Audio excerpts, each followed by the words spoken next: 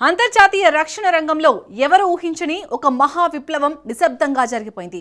నిన్నటి వరకు ప్రపంచంలోనే నెంబర్ 1 ఆయుధాల కొనుగోలుదారుగా ఉన్న భారతదేశం నేడు ప్రపంచ దేశాల గుండెల్లో నిద్రపోయే రేంజ్లో ఆయుధ విక్రయదారుగా అవతరించింది.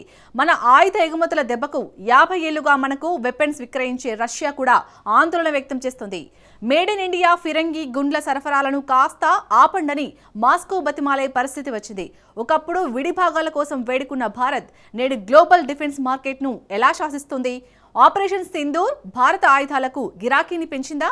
చైనా దూకుడుకు బ్రహ్మోస్ బ్రేకులు వేస్తున్నాయా? స్క్రూ డ్రైవర్ ప్రొడక్షన్ అన్న పశ్చిమ దేశాలు భారత పినాకాల కోసం ఎందుకు క్యూ కడుతున్నాయి? మోదీ ఆత్మనిర్భర్ భారత్ మ్యాజిక్ ఏంటి? Watch story. రష్యాను భారతీయ గుండ్లు వణికిస్తున్నాయా? భారత వెపన్స్పై అగ్రదేశాలు కన్నేశాయా? ఇండియా ఆయుధ విప్లవం సీక్రెట్ ఏంటి?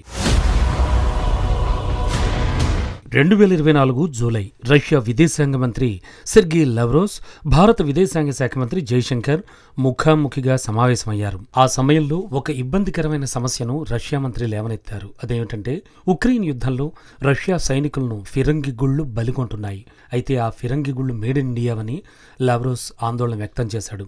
ఒక్కసారి ఆలోచించండి, ఇది ఎంత విచిత్రమైన పరిస్థితి. గత 50 ఏళ్లుగా రష్యాకు అత్యంత నమ్మకమైన అతిపెద్ద కస్టమర్గా భారత్ ఎదిగింది. ప్రపంచంలోనే అత్యధికంగా ఆయుధాలను దిగుమతి చేసుకునే దేశం మనది. సౌదీ అరేబియా వంటి దేశాల కంటే ఎక్కువగా మన దేశం విదేశీ ఆయుధాలపై ఆధారపడుతోంది. ప్రపంచంలోనే నెంబర్ 1 కొనుగోలుదారుగా ఉన్న భారత్ గురించి మాస్కో ఫిర్యాదు చేయాల్సి వచ్చింది.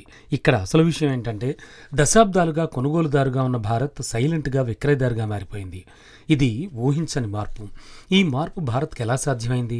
ఈ మలుపు ఎంత చారిత్రకమైందో అర్థం కావాలి అంటే, ఒకప్పుడు భారత్ ఎలా ఉండేదో లోతుగా తెలుసుకోవాల్సి ఉంటుంది. 2010 నుంచి 2014 మధ్యకాలంలో భారత్ దిగుమతి చేసుకున్న ఆయుధాల్లో మొత్తం 72% ఒకే ఒక్క దేశం నుంచి వచ్చాయి. ఆ దేశం ఏంటో తెలుసా? రష్యా. యుద్ధ విమానాల మొదలు ట్యాంకులు, సబ్మెరైన్లు, రైఫిళ్లు ఇలా అన్ని రష్యా నుంచే వచ్చేవి. ప్రపంచం మొత్తం ఆయుధ వ్యాపారంలో 12% ఒక్క భారత్ మాత్రమే కొనుగోలు చేసేది. నిజానికి అప్పట్లో భారత్ ఆయుధాలను కొనడమే కాదు, కొన్నింటిని భారత్లోనే అసెంబ్లింగ్ చేసేవారు. ఈ విధానంతో స్క్రూ డ్రైవర్ ప్రొడక్షన్గా పశ్చిమ దేశాలు విమర్శించేవి. అంటే కేవలం స్క్రూలు బిగించి మేడ్ ఇన్ ఇండియా ఆయుధాలుగా ఢిల్లీ చెప్పుకునేదంటూ వెస్ట్రన్ దేశాలు ఎద్దేవా చేసేవి. సింపుల్గా చెప్పాలంటే, సొంతంగా ఆయుధాలు తయారు చేసే శక్తి సామర్థ్యం భారత్కు లేవని వ్యంగ్యంగా విమర్శించేవి. నిజానికి 1961లో చైనా సొంతంగా సూపర్సానిక్ జెట్ తయారు చేసింది. దానికంటే ముందే భారత్ మారుత్ పేరుతో ఆకాశంలోకి యుద్ధ విమానాన్ని ఎగరేసింది. కానీ ఆ తర్వాత ఆయుధాల కోసం ఇతరులపై పూర్తిగా ఢిల్లీ ఆధారపడిపోయింది. మరి ఈ పరిస్థితి నుంచి భారత్ ఎలా బయటపడింది? ఎగుమతిదారుగా ఢిల్లీ ఎలా మార్పు సాధించగలిగింది? 2 దశాబ్దాలకు ముందు భారత్ సాంకేతికతలో ప్రపంచంలోని సగం దేశాల కంటే ముందుండేది. కానీ అద్భుత అవకాశాలను చేతులారా వదిలేసుకుంది. మిలిటరీ టెక్ అవసరమైనటువంటి నిధుల్ని ప్రభుత్వాలు ఇవ్వలేదు. భారత యుద్ధ విమానాలు మ్యూజియంలకే పరిమితమయ్యాయి. ఎందుకంటే సొంతంగా తయారీ కంటే దిగుమతి చేసుకోవడమే సులువుగా నాటి పాలకులకు అనిపిస్తూ ఉండేది. ఆయుధాల కోసం ఇతరులపై ఆధారపడడం కేవలం ఖర్చుతో కూడుకున్న వ్యవహారం మాత్రమే కాదు, అదొక నిశ్శబ్ద బానిసత్వం. 1998లో భారత్ అణు పరీక్షలు నిర్వహించినప్పుడు కేవలం కొన్ని రోజుల్లోనే అంతర్జాతీయ ఆంక్షలు వచ్చిపడ్డాయి. అప్పటి వరకు ఆయుధాలను నమ్మిన పాశ్చాత్య దేశాలు కీలక ఆయుధ సరఫరాలను నిలిపివేశాయి. 1999లో భారత్పై కార్గిల్ యుద్ధం పిడుగులా వచ్చిపడింది. ఆ సమయంలో పాకిస్తాన్ బలగాలు స్థావరాలను గుర్తించేందుకు జీపీఎస్ డేటాను అడిగితే పాశ్చాత్య దేశాలు మొండిచేయి చూపించాయి. ఆ దెబ్బతో బుద్ధి తెచ్చుకున్న భారత్ కాలక్రమేణా సొంత నావిగేషన్ శాటిలైట్లను నిర్మించుకునే స్థాయికి చేరుకుంది. ఆ తర్వాత కూడా విడిభాగాల కోసం ధరల పునర్సమీక్ష పేరుతో పశ్చిమ దేశాలు బ్లాక్మెయిల్ చేసేవి. అప్గ్రేడ్ కాంట్రాక్టులను మధ్యలోనే మార్చేసేవి. ఇలా ఒక చిన్న సంతకంతో వందలాది ఫైటర్ జెట్లు సరిహద్దుల్లో ఎగరలేక షెడ్లకే పరిమితం అవ్వడం నిత్యకృత్యంగా మారింది. 2014 నాటికి భారత్ రక్షణ ఎగుమతులు కేవలం 686 కోట్ల రూపాయలు మాత్రమే. అంటే 2 లేటెస్ట్ యుద్ధ విమానాల ఖరీదు కంటే తక్కువ. మోడీ సర్కార్ ఆత్మనిర్భర్ భారత్ను తీసుకొచ్చింది. ఈ వ్యూహంలో భాగంగా విదేశాల నుంచి దిగుమతి చేసుకునేటువంటి కొన్ని వందల రకాల ఆయుధాలు విడిభాగాలపై 5 విడతలుగా నిషేధం విధించింది. స్వదేశీ ఆయుధాల తయారీ కష్టమైన, సవాల్తో కూడుకున్నదైన భారత్ ముందుకే వెళ్ళింది. దేశీయంగా తయారైన ఆయుధాలని కొనాలని నిబంధనలు తీసుకొచ్చింది. అందులో భాగంగా ఉత్తరప్రదేశ్, తమిళనాడు రాష్ట్రాల్లో రక్షణ పారిశ్రామిక కారిడార్లను అభివృద్ధి చేసింది. దశాబ్దాలుగా రక్షణ రంగానికి దూరంగా ఉన్న ప్రైవేట్ కంపెనీలను మోడీ సర్కార్ ప్రోత్సహించింది. టాటా గ్రూప్ సైనిక విమానాలు తయారు చేస్తే అదానీ గ్రూప్ డ్రోన్ల తయారీకి ఎంట్రీ ఇచ్చింది. దీంతో ప్రభుత్వ రంగానికే దక్కే కాంట్రాక్టులన్నీ ఇప్పుడు స్టార్టప్ల చేతుల్లో పెట్టారు. ఈ సైలెంట్ రెవల్యూషన్ ఏది మీడియాలో పెద్దగా రాలేదు. కానీ లోపల రక్షణ రంగ మార్పులన్నీ కలిసి ఒక మహాశక్తిగా భారత్ మారింది. ఫలితం దశాబ్ద కాలంలోనే దేశీయ రక్షణ ఉత్పత్తి దాదాపు 3 రెట్లు పెరిగింది. 2024-25 నాటికి దేశీయ ఆయుధోత్పత్తి విలువ ఏకంగా 150,000 కోట్ల రూపాయలను దాటేసింది. 2025 నాటికి మొత్తం రక్షణోత్పత్తిలో దాదాపు 4వ వంతు వాటాను ప్రైవేట్ రంగం దక్కించుకుంది. అంతేకాదు దాదాపు 145 భారతీయ కంపెనీలు ప్రపంచవ్యాప్తంగా 80కి పైగా దేశాలకు ఆయుధాలను ఎగుమతి చేస్తున్నాయి. ఒకప్పుడు కేవలం 686 కోట్ల రూపాయలుగా ఉన్న ఎగుమతులు ఇప్పుడు 80కి పైగా దేశాలకు విస్తరించాయి. అయితే ఉత్పత్తి గణాంకాలు పెరిగితే ఏ దేశము కూడా అంతర్జాతీయ ఆయుధ విక్రేతగా మారిపోదు. దానికి అంతకంటే కష్టమైనది ఒకటి సాధించాల్సి ఉంటుంది. మన ఆయుధాలను నమ్మే కస్టమర్స్ దొరకాలి.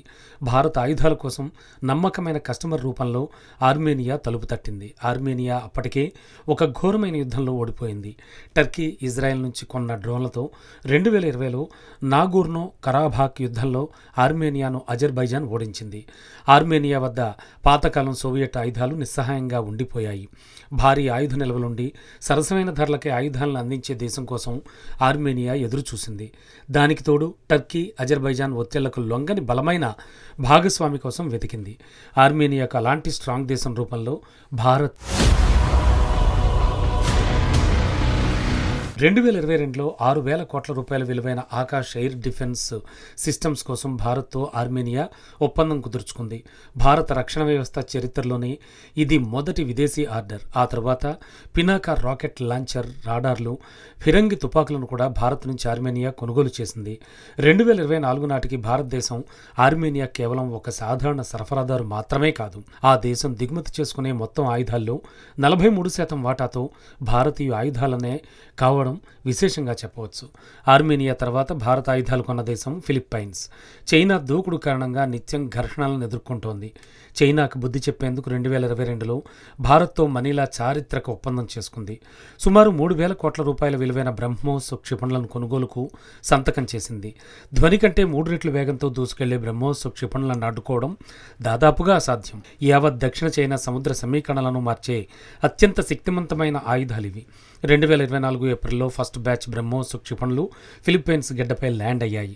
2025లో రెండో బ్యాచ్ క్షిపణులను కూడా భారత్ డెలివరీ చేసింది. డొమినో ఎఫెక్ట్ లాగా ఆ తర్వాత వియత్నాం కూడా $70 కోట్ల విలువైన బ్రహ్మోస్ క్షిపణుల ఒప్పందంపై సంతకం చేసింది. ఇప్పుడు అదే బాటలో ఇండోనేషియా కూడా చేరింది. కానీ ఎంత శక్తివంతమైన క్షిపణైనా ఒక ప్రశ్న ఎదుర్కోవాల్సింది. ఆ ఆయుధం ఎప్పుడైనా యుద్ధంలో శక్తిని ప్రదర్శించిందా అన్నదే ప్రశ్న.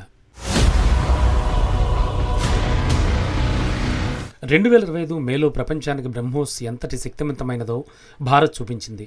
ఆపరేషన్ సింధూర్లో భారత్ సరికొత్త చరిత్రను లేఖించింది.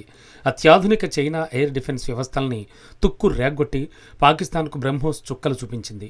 ఆర్మేనియాకు విక్రయించిన ఆకాశ్, పాక్, చైనా క్షిపణులను సమర్థవంతంగా అడ్డుకుంది. ఆకాశ్ యాక్షన్ దృశ్యాలను ప్రపంచమంతా చూసింది. ప్రపంచ రక్షణ మంత్రిత్వ శాఖలు భారత ఆయుధాల పనితీరును గమనించాయి. వెంటనే ఫోన్లెత్తి భారత్కు ఆర్డర్లు ఇవ్వడం ప్రారంభించాయి. అసలు ఎలాంటి ప్రదర్శన ఏర్పాటు చేయకుండానే రక్షణ రంగ చరిత్రలోనే ఇది అత్యంత విజయవంతమైన ఆయుధంగా బ్రహ్మోస్ నిలిచింది. ఆ తర్వాత ఆర్థిక సంవత్సరంలో భారత రక్షణ ఎగుమతులు ఏకంగా 62% పెరిగాయి. రికార్డు స్థాయిలో ఎగుమతుల విలువ 38,424 కోట్లకు చేరాయి. కేవలం బ్రహ్మోస్ క్షిపణుల కోసమే 12,000 కోట్ల రూపాయల కొత్త ఒప్పందాలు కుదిరాయి.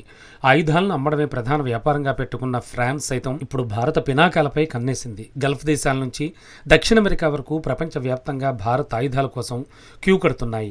ఇక స్టోరీలో మొదట చెప్పుకున్న మేడ్ ఇన్ ఇండియా ఫిరంగి గుండ్ల విషయానికి వద్దాం. 2022 ఫిబ్రవరి నుంచి 24 జూలై మధ్యకాలంలో ఇటలీ, చెక్ రిపబ్లిక్, స్పెయిన్, స్లోవేనియా వంటి యూరోప్ దేశాలకు సుమారు 1,100 కోట్ల రూపాయల విలువైన ఫిరంగి గుండ్లను ఎగుమతి చేశాయి. కానీ యూరోపియన్ దేశాలు మాత్రం ఆ మందుగుండును ఉక్రెయిన్ తూర్పు సరిహద్దులకు తరలించాయి. అంటే నేరుగా ఉక్రెయిన్కు భారత్ ఎలాంటి మందుగుండును విక్రయించలేదు. అలా మేడ్ ఇన్ ఇండియా ఫిరంగి గుండు రష్యా సైనిక స్థావరాలపై నిప్పులు కురిపించాయి. ఈ విషయంలో అత్యున్నత స్థాయిలో రష్యా 2 సార్లు భారత్కు నిరసన వ్యక్తం చేసింది. పరిస్థితిని పర్యవేక్షిస్తున్నామని మాత్రమే భారత్ సమాధానం ఇచ్చింది. నిజానికి ఏ యుద్ధంలోనూ భారత్ భాగస్వామి కాదు. కానీ క్షేత్రస్థాయిలో మాత్రం యుద్ధంలో ఉక్రెయిన్కు భారత్ ఫిరంగి గుండ్లు ఉక్కు కవచంలా నిలిచాయి. ఒకప్పుడు విడిభాగాల కోసం ఇతర దేశాలను దేబరించిన భారత్ ఇప్పుడు ఆయుధ సరఫరాలను కాస్త ఆ పండని అగ్రరాజ్యం బతిమాలే స్థాయికి భారత్ చేరుకుంది. అంతర్జాతీయ రక్షణ రంగంలో భారత్ సాధించిన అసలైన విజయం ఇది.